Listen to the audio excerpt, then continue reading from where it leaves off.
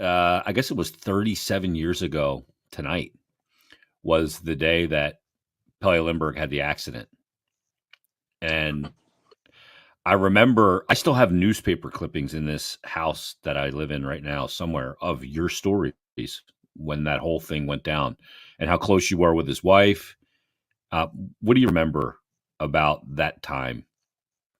Uh, it was horrible. It was like, I still I feel like can't. it's horrible in my mind's eye. It was. y- People tell you you're not supposed to get that close to players when you cover them. I did. I thought I could be objective, but if I like somebody, I like somebody. They're nice people. Pele and I were very, very close, very good friends with, his fiance at the time. And he was supposed to be at my wedding. Ironically, he couldn't go because the day that car was arriving in Baltimore, being shipped. That's how much of that car. I stopped driving with him because I just couldn't.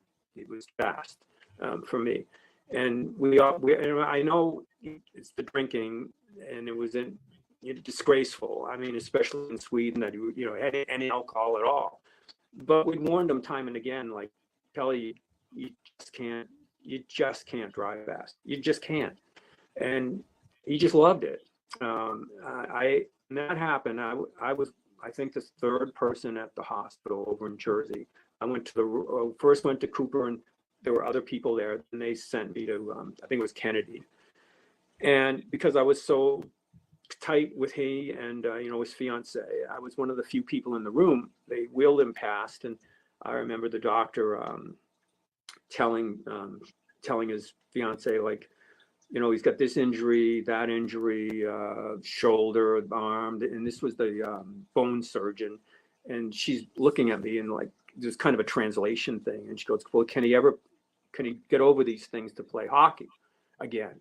And he looked at me and goes, "She doesn't know." Because that the brain dead situation. Yeah. And like, no.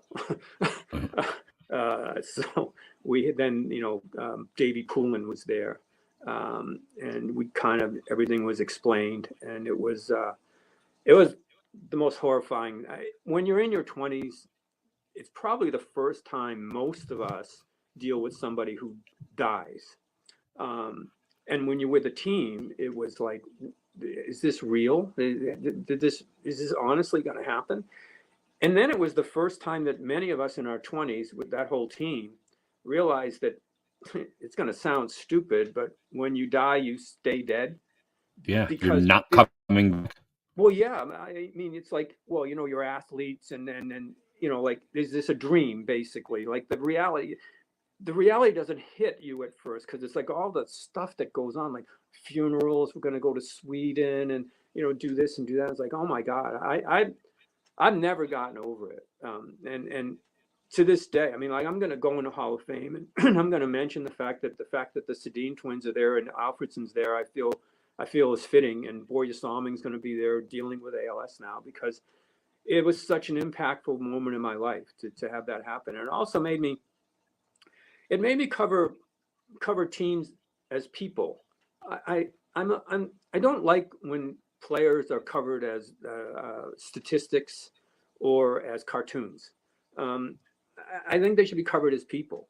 And I'm not saying to be soft on a player, but I think the better stories are what makes somebody tick, how you got here, maybe why you screwed up, but the people. Like, I find the power of the sport is the people in the sport. So that was a big part of it, because when you know somebody that well and that happens, and you see what happens to the team, and you see the relationships that teammates have in that situation, and none of us have gotten over it. And it was at once the most horrifying, but also the most binding moment I think I've ever experienced in sports.